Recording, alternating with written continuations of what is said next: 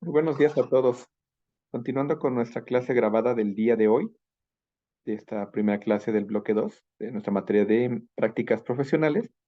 Como les mencioné, aquí les voy a dar un poquito más a detalle del tema de comunicación efectiva, sobre todo para que podamos entender a las personas con las que vamos a estar interactuando en nuestras prácticas profesionales, en estas primeras actividades de ejercicio profesional en una empresa, en un negocio o hasta con la misma familia.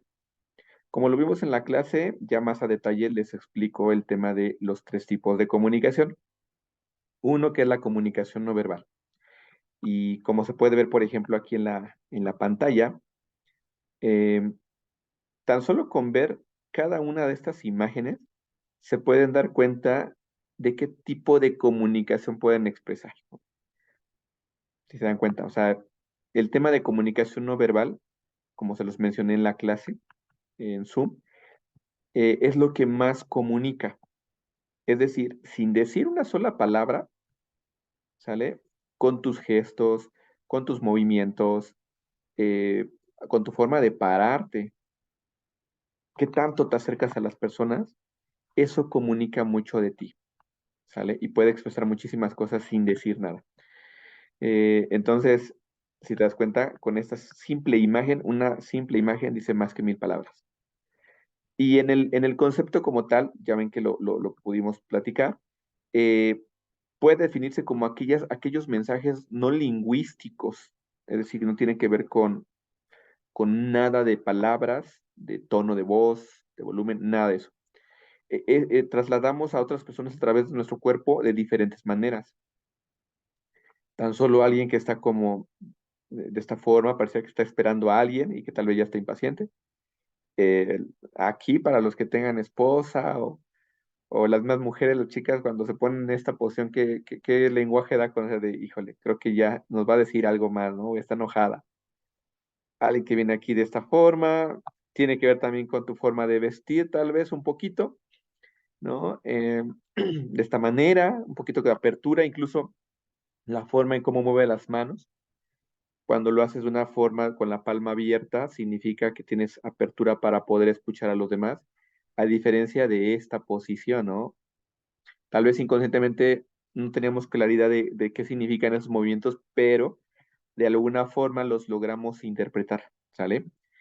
Esto, por ejemplo, aquí, digo, no vemos los rostros, pero tan solo con la pura pose significa que hay amor, que hay cariño o que hay algo entre estas dos personas, ¿no?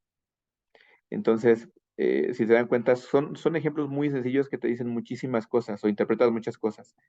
Claro, falta ver también exactamente ya el detalle de la imagen con los rostros y todo, porque eso todavía aún más, el tener los gestos, eh, ya exactamente cómo están mirando cada parte de las personas, te dice mucho más todavía. El otro elemento que también vimos, el otro tipo de comunicación, la comunicación verbal. La comunicación verbal es la que siempre utilizamos. Pareciera que es la más, eh, la que expresa más, ¿no? Informa más, como lo vimos en el concepto de comunicación en la clase. Eh, Significa transmitir, comunicarse significa transmitir información de una persona a otra por lo menos, ¿no? Que haya estas dos interacciones, el que envía el mensaje y el que lo recibe. A veces pensaríamos que la comunicación verbal es lo que más comunica, pero no es así. Ahorita platicamos en la clase también esta gráfica en donde con un estudio que se hizo se identifica qué es lo que más comunica de los tipos de comunicación que existen, ¿no? De todos modos, es una parte de comunicación importante, hablada o escrita. No solamente lo que yo te expreso con mis palabras, sino también lo que te puedo escribir en cualquier medio, en el que yo utilice mi escritura. Y la paralingüística acompaña también un poquito a la comunicación verbal, ¿sale? La comunicación verbal acompañada de la lingüística es donde más sentido tiene, por el timbre que utilizas, el timbre de tu voz, el tono, volumen, el ritmo que utilizas, ¿no? Para poder expresarlo. Todos son conjuntos donde ya más comunicación se puede percibir. Incluso con esos elementos sabes si la persona está enojada, está triste, ¿sale? Está alegre también, ¿no? Tan solo la expresión que puede mostrar una persona cuando alguien te habla muy serio, hasta que lo acompaña con su comunicación no verbal, te dice muchísimo. Entonces, estos elementos de la paralingüística te ayudan bastante a ser muy claro con lo que te quiero transmitir. Estoy enojado, estoy triste, melancólico, estoy muy molesto, etcétera, ¿no?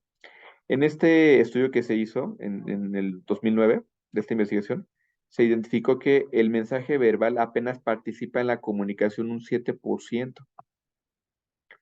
Claro, acompañado de la paraverbal, es decir, la paralingüística, lo que platicamos hace ratito, aumenta, ¿sale? Prácticamente en un 45%. Pero aún así, el lenguaje no verbal, es decir, la parte del lenguaje corporal, es lo que más comunica, ¿sale?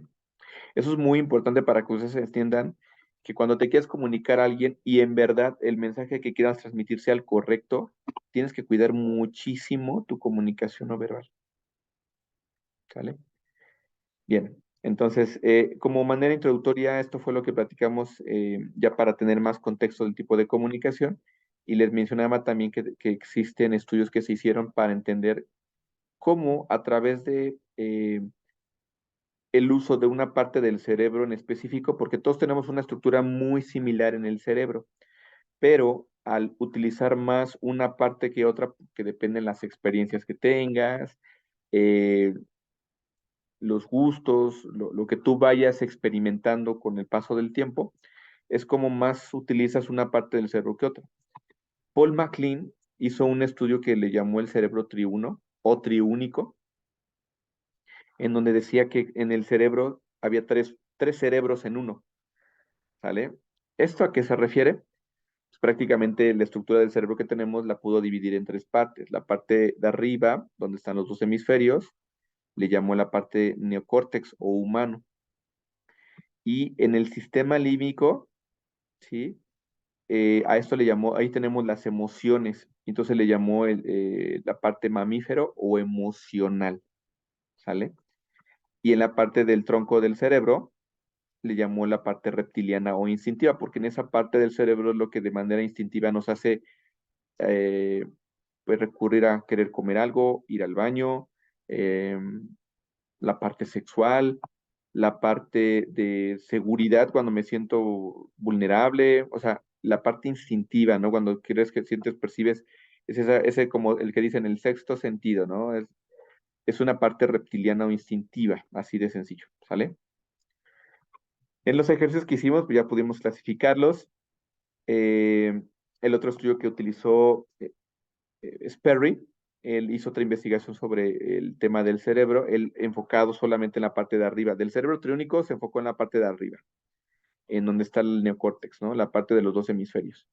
Y como lo mencionamos también, la parte izquierda del cerebro hace referencia a quien utiliza más aparte es alguien muy, muy frío, calculador, es preciso con lo que quiere decir, no da rodeos en su comunicación, siempre va al grano, así de sencillo, ¿sale? Le gusta mucho, eso sí, antes de actuar o de decir algo, analiza lo que va a decir, cómo lo va a decir, ¿no? O qué quiere recibir de información o cómo lo quiere decir, es muy claro en su comunicación, es muy práctico, a diferencia de la parte derecha, quien ocupa más la parte derecha del cerebro, es alguien que le gusta muchísimo la convivencia, es muy verbal. Eh, Eso sí, también, al hacer todo esto, él trata de escuchar, ¿no? De ser muy receptivo con muchas cosas, emociones, sentimientos de las otras personas. Entonces, le es muy sencillo tener una conversación muy amplia con cualquiera.